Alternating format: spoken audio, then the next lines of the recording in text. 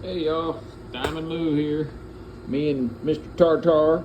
Tartar, look up here to everybody. Say hello, everybody. He down there taking care of the effects and the pedals. He's gonna get up and give us all a booty shot. He's my kitty boy. Had him since he was about 3 weeks old. I had to bottle feed him, and his eyes weren't open yet, and his ears weren't open, so he's my baby. He's a big old baby. Alright, anyhow. I know, that was boring, wasn't it? Look at the kitty, yay, kitties. So, I've had some people ask, about my rig. I try to put it in every video, what I'm using and running, but, nothing, half the time it doesn't show up or isn't there, so. And everybody's gonna be bored to tears because I'm just talking and showing you stuff. But, in big kitties. Let's start here. So my number one axe is this old girl right here. This is a 1991 LTD ESP, and it's the EC400 VF. It's a variegated, top on it. It's just a little thin piece of wood on the top to make it look all purty. I've got her loaded up with 2 Seymour Duncans. It's a JB down on the bottom down here. That's a JB. And then up here is a whole lot of humbucker neck pickup. You notice these guys only had 3 knobs on them, so you got your neck volume, you got your bridge volume, and then you got a combined tone. Yes, thank you, Tartar. You're so helpful. I've also added in push pulls, so when these pull out, this coil shuts off and it goes to just this one. When this one's pulled out, this guy shuts off and it's just the black one. And then back here, my tone knob, I have the same thing, push pull. So when it's in the down position, I've got an oil and paper custom made cap. It's for a 59 Les Paul. And when she's popped out, I've got oil and paper, custom made cap. That is for a 62 Stratocaster. So when I'm in a single coil position, I can actually thicken that up a little bit by going this out. So the Strat used a 22 UF, and the Les Pauls used a 45 UF, or 47 UF. So that's basically what I'm running there. She's old, she's really worn out, she's definitely seen some days, and she's got some serious fret wear. I've played this thing half to death, and it's time for a fret job on her. She's getting old. But you notice there ain't no scratches and no dings and no buff spots because of people who love their guitars take care of their guitars. So I've seen people seeing this little Marshall symbol back here, and I've had a lot of people ask, is that a Marshall that you're running out of? And the answer is no, it's not. That is just a Marshall combo cabinet from back in the, probably sometime from the early 90s also.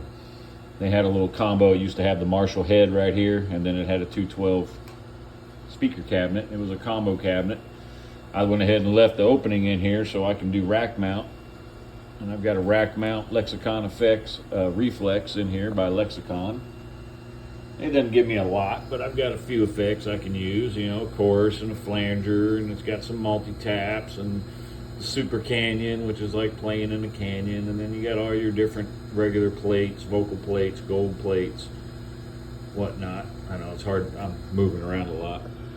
I don't really use that a whole lot. For the most part, these are my go-tos. The original Crybaby Wah, the Mosfit 2 Drive 2, that's a fuller tone. That's a great little pedal right there. So what you got on this thing is you got 3 positions on the switch, and so in the up position it's a compressor, very clean. In the second position it's the Mosfit tube driver, and then in the down position it's basically your standard Ibanez greenback tube driver. And then over here, you can also change for your boost, which is a lead boost. You can change for a Mosfit wiring or your standard wiring. Yes, buddy. Volume, tone, overdrive, and then your boost volume. I know y'all seen this little Marshall pedal down here, and that actually is what I use as a foot pedal for this guy, which is a Vox ADT 50 or AD50 VT. And this is what I usually run all my backtracks and stuff on when you hear me playing to a backtrack. So, and I'll use it sometimes as a practice amp. And it's a little single 12. That's got a Eminence 120 watt 8 ohm red, white, and blue. This guy has one of the Eminence red, white, and blue 120 watt 8 ohm. And then over there is the Vox made, I don't know the wattage on it, but it's also an 8 ohm made by Celestion, but for Vox, and it was originally in this amp, and I went ahead and yanked it out and threw it into this cabinet for opposing tones, and boy, it really screams. Pushing all that, I have this guy. This is an original 1987 Carvin X100B, and you'll notice she runs backwards, so this is your clean channel. And you got your first lead overdrive or your lead drive, which is your gain. Then you got your lead master volume, and then you can pull it for a double hot, so it doubles whatever your gain is. Then bass, then mid, then treble, then your presence, then your reverb, which is busted. And then you've got a nice little 5-band graphic EQ, your standby, and then this is a neat little feature. So this little switch here allows me to move this EQ between either this channel or this channel, which I tend to keep it on that channel.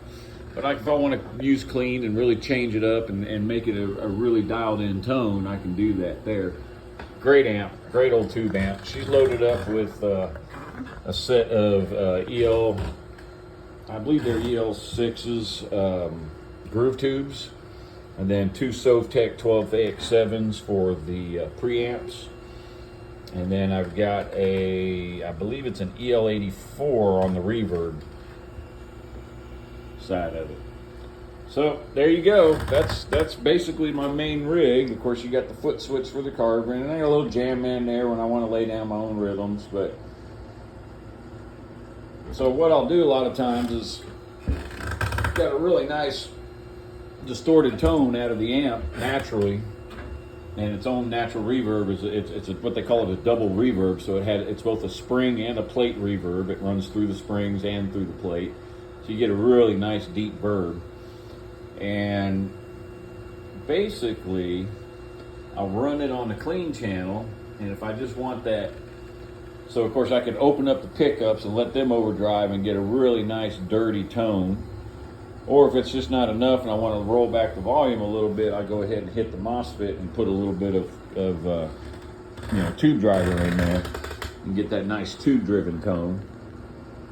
My number 2 is actually hiding over there in this case, and that is a 1992 Epiphone, all white, and she's kind of old, so she's starting to cream out these days, and I know you can't see that, but you'll see, I'm sure you've seen it in some of my other videos.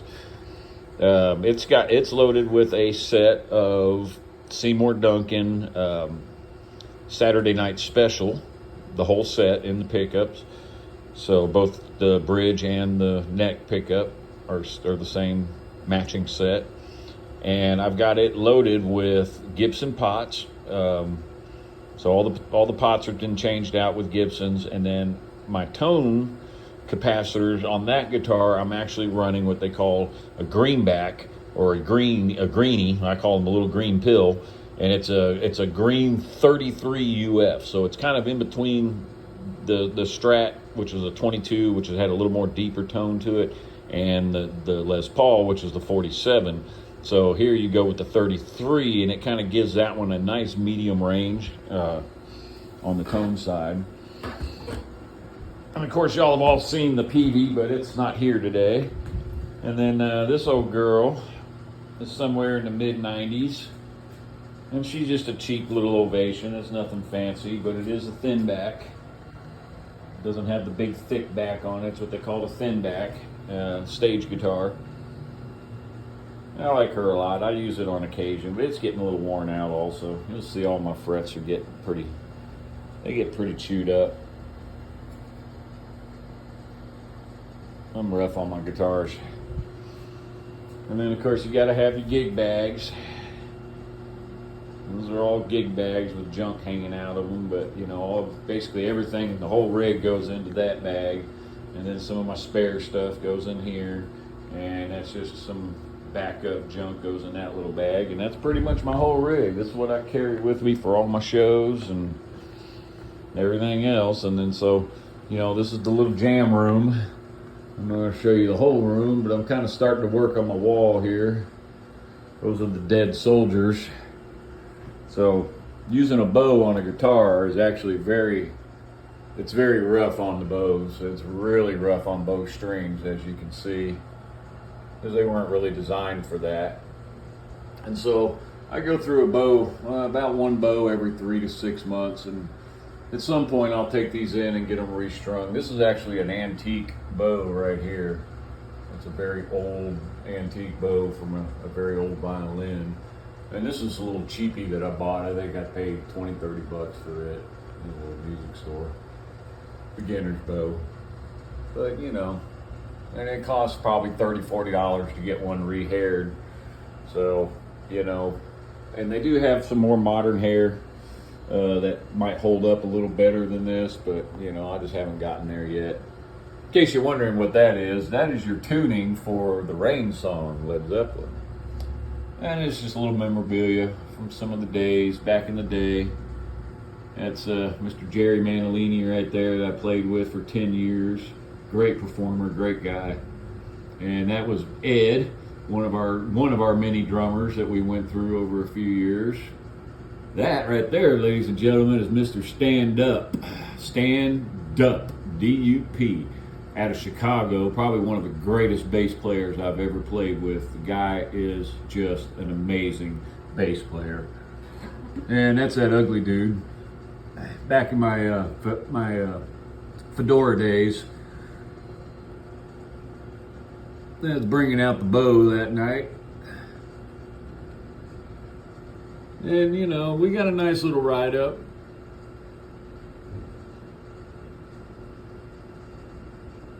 I'll try to focus on that for a second. And you can pause it and read it. Well, there you go, everybody. That's a good start. I'll come back in a few minutes. I'm going to go ahead and blow out some Led Zeppelin today.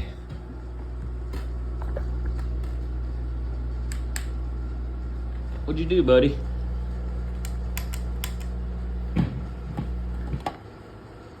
He hit something and made it start buzzing. Okay, so say bye-bye, Tartar. Hey, look up. Say bye-bye, everybody. Say goodbye, everybody. Bye. Bye. Bye-bye. Say bye-bye. You not gonna talk to anybody? Not even gonna look up at the camera? You just gonna act like you don't see nothing up here? Huh? You know what's happening, huh? You know you're on camera. He doesn't like being on camera, guys, in case you haven't noticed.